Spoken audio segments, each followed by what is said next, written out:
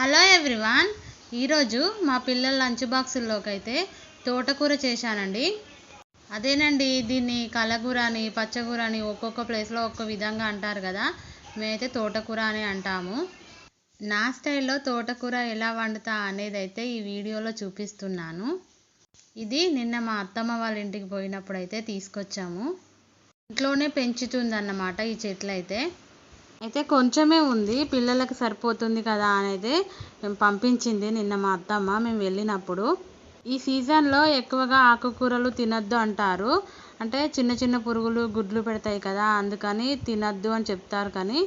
కానీ నేను మంచిగా చూసుకొని ఫ్రెష్గా కడుక్కొని అయితే వండాను.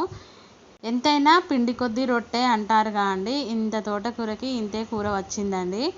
ఇంకా పిల్లలకి ఇష్టమని అదంతా వాళ్ళకి బాక్సుల్లోకి అయితే పెట్టేశాను. నేను మా ఆయన అయితే తర్వాత వేరే కూర వండుకొని తిన్నాము. నా చిన్నతనంలో అయితే మా అమ్మ అయితే ఈ విధంగా వండేది కాదు. ఫస్ట్ కూర మొత్తం ఉడికించుకున్న తర్వాత నార్మల్గా కూర చేస్తాం కదా, ఆ ప్రాసెస్లో చేసేది. మా అత్తమ్మ వాళ్ళేమో ఈ విధంగా చేస్తారు. ఇక నేను కూడా ఇదే విధంగా వండడం నేర్చుకున్నాను. నా గురించి మీకు కూడా చెప్పాలండి. అదేంటంటే నేను ఘోరమైన బద్ధకస్తురాలిని. ఎందుకంటే తోటకూర కూడా కట్ చేసే అంత ఓపిక ఉండదు నాకు. కట్ చేయాలంటే విపరీతమైన చిరాకు వస్తుంది. అందుకే నేను ఎక్కువగా కొనుక్కురాను. ఇంతకీ నా తోటకూర నచ్చితే ఒక లైక్ వేసుకోండి. బాయ్.